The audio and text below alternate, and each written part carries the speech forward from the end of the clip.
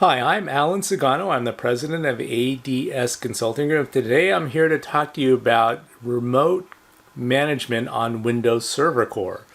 So what is Server Core? Well, another video we talked about what Server Core is. It's basically the Windows Server operating system that's basically stripped of the GUI.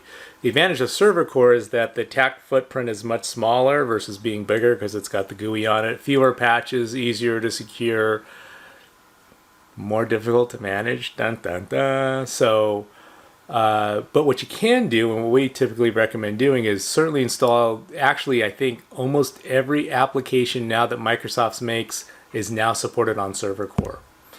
Exchange, SQL, file server, domain controller, all of it. SharePoint is now supported on Server Core. So now we're saying if you can go core, go core. The pushback has been, well, I don't know all the command line stuff, and I don't know PowerShell that well, and I need the GUI, and blah, blah, blah. It's like, okay, I totally get it.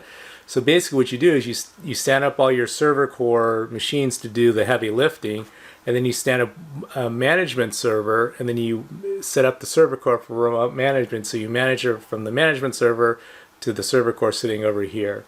I'll blog about this because the steps are a little involved, not super difficult, but I'll put a link in the description to our blog article on how to configure Server Core with remote management.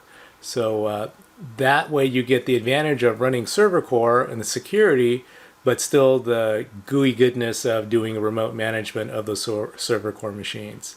I think most admins, when I show them this, they're like, they're freaking out. I don't know the Server Core, blah, blah, blah. And they see it and they go, oh, that's not that bad. I can totally deal with this. So you kind of get the best of both worlds by using this model. So that's our tip of the week. Thanks a lot for listening. If you like this content, please hit that subscribe button. We'll keep making the content, and we'll talk to you soon. Thanks a lot.